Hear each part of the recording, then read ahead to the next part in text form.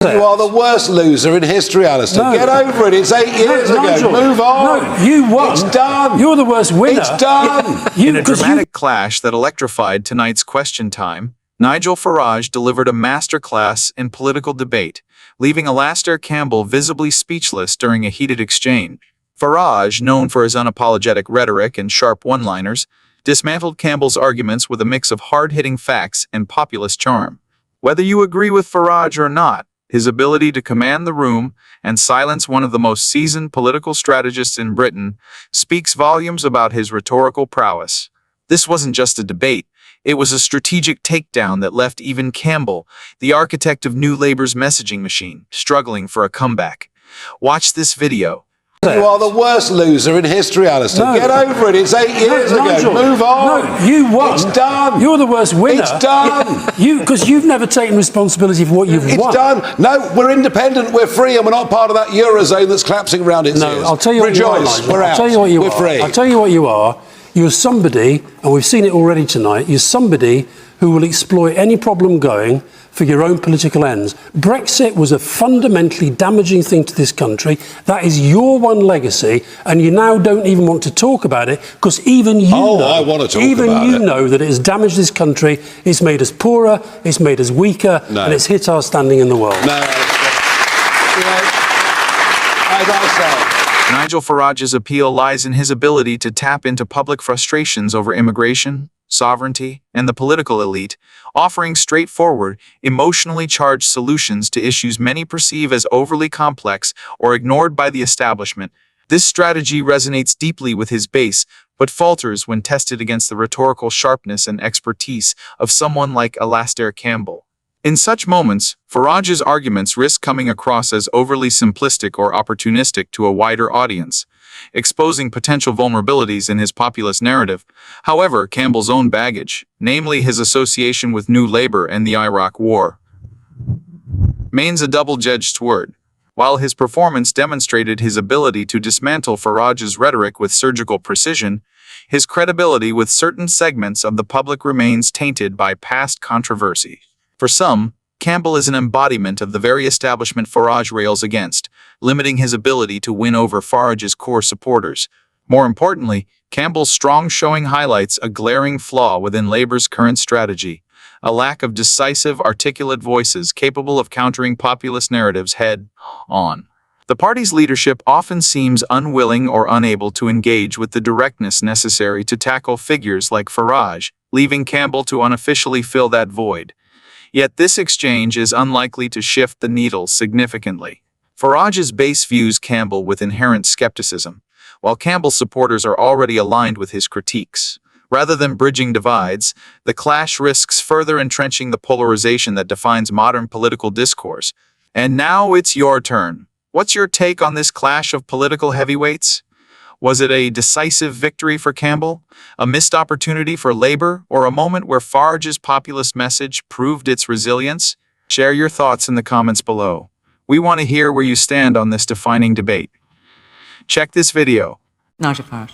How can you as a Conservative Party keep a straight face to this audience, to the nation, having promised in 2010, 2015, 2017, you'd reduce net migration to tens of thousands a year. In 2019, substantial reductions and net migrations nearly 1 million. You've broken your promise time after time after time. But if you're honest with the people, Nigel, you will never be forgiven for it.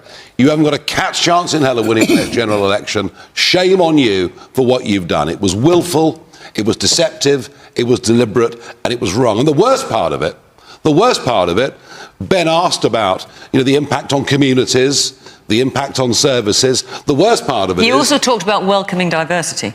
Well, we'll talk about diversity in a second. The problem with welcoming diversity is if you do it in too big a level, you get division. And we're seeing that in many of our towns. The last 2 million that came from outside the EU under your watch, only 16% of them are working.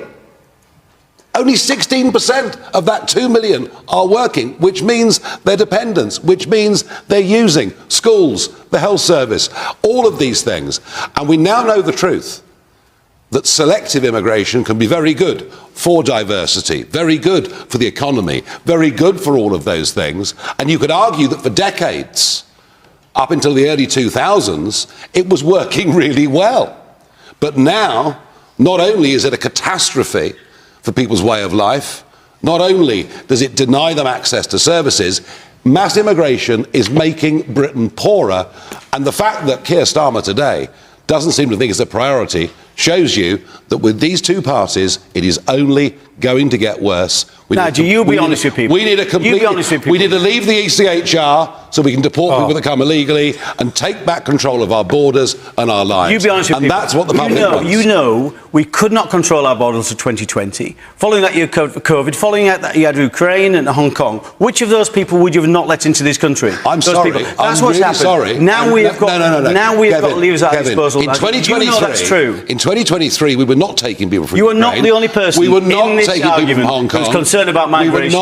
We are also concerned about migration. I personally am if you were concerned, I'm amazed you stood for the party again at the general election, giving that level of betrayal. It is shameful. We made a mistake. We made a mistake. All right. Yes, of course, the mistake. Bring the rest of the panel 14 in. years of mistakes. Nigel Farage delivered a blistering critique of the Conservative Party's track record on immigration, a defining moment in the ongoing political debate over this charged issue. With precision and passion, Farage targeted the Tories' repeated election promises to reduce immigration, dating back to 2010, exposing their consistent failure to deliver. His declaration, "You will never be forgiven for it," struck a nerve, amplifying the sense of betrayal many voters feel toward a government that has fallen short on such a pivotal issue. Farage's trademark populist rhetoric. Fiery, emotive, and unapologetically direct. Lines like "shame on you" resonate powerfully with those who feel abandoned by the political establishment, galvanizing his base and reinforcing his image as a fearless voice of accountability. For voters disillusioned with the Tories, Farage's performance is a rallying cry, calling into question the credibility of a government that has repeatedly failed to meet public expectations on immigration. This critique hits the Conservatives where it hurts most, forcing them to confront their inability to deliver on one of their cornerstone promises. Immigration remains a top priority for many voters, and Farage's takedown could deepen the cracks in Tory support, particularly among those who view their failures as a betrayal of the Brexit mandate. By positioning himself as the true champion of sovereignty and national identity, Farage sharpens the contrast between his movement and a Conservative Party increasingly seen as out of touch. For Reform UK, this moment is politically potent. Farage's attack not only undermines Tory credibility, but also strengthens his party's appeal as the alternative for voters fed up with the status quo. His message resonates with those who feel let down by rising migration numbers and broken promises, tapping into a well of public frustration and channeling it into a clear political narrative. While supporters celebrate his boldness, critics may argue that his rhetoric oversimplifies a complex issue or risks inflaming division. Yet, Farage's calculated aggression is a strategic move, one that exacerbates tensions within the Conservative Party and pressures MPs already worried about losing ground to Reform UK. For Farage, this is more than a critique. It's a statement of intent, solidifying his role as the uncompromising challenger to Britain's political establishment. Martin Baxter's projections paint a dramatic and disruptive vision for British politics. The Brexit architect, Nigel Farage, in No. 10 as Prime Minister by 2029. It's a scenario that underscores both the volatility of the political landscape and Farage's enduring influence as a populist force. The numbers that matter. With 2080 of the vote, Reform UK could become the largest party, thrusting Farage into the spotlight as the head of a coalition government, likely with the Conservatives as junior partners. But if Reform UK pushes beyond that to 31, the game changes entirely. An outright majority would give Farage a direct mandate to govern, bypassing coalition compromises altogether. These figures highlight the growing fragmentation of voter loyalties, and the vacuum Reform UK is poised to fill as dissatisfaction with the major parties deepens. Disillusionment with the Conservatives. Years of unmet promises on immigration, economic stability, and the full delivery of Brexit have left voters questioning Tory credibility. Reform UK's rise taps directly into that frustration, positioning itself as the true heir to the Brexit mandate. Labour's disconnect, on the other side of the aisle, Labour's perceived failure to address working-class concerns around sovereignty and national identity leaves them vulnerable. Farage's emotive, plain-spoken style offers an alternative to voters who feel ignored by the political elite, making him a symbol of change and a voice of accountability. If Farage finds himself leading a coalition, particularly with the Tories, it would be a politically volatile arrangement. Reform UK's populist agenda and Farage's uncompromising style could clash with conservative pragmatism, leading to tensions within the partnership. Compromising on core reform policies might alienate Farage's base, a risk he would need to carefully navigate. Electoral realities. Despite Reform UK's momentum, the UK's first past, the post system is a significant hurdle. It favors established parties, meaning Reform's success will hinge on concentrated support in key constituencies. Meanwhile, Labour and the Conservatives are likely to adjust their messaging to undercut Reform's appeal, particularly on immigration and sovereignty. Should Farage achieve even a fraction of these projections, it would signify a seismic shift in British politics. The dominance of Labour and the Conservatives would be shattered, and Farage's premiership would reignite debates over Brexit's legacy and Britain's role on the global stage. Reform UK would undoubtedly push for a more assertive stance on sovereignty and national identity, deepening political divides but energizing supporters hungry for change. The idea of Nigel Farage as Prime Minister reflects widespread disillusionment with the political status quo and the collapse of traditional two-party dominance. While the path to power is fraught with challenges, including sustaining momentum and overcoming the electoral system's barriers, the possibility cannot be ignored.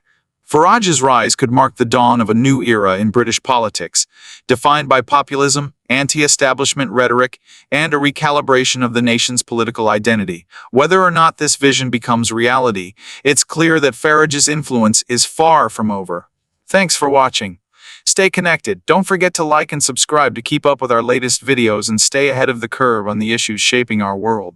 For even more, join our free Telegram group, link in the description, for uncensored, no-holds, barred discussions on the topics that matter most. Be part of the conversation. Your voice counts.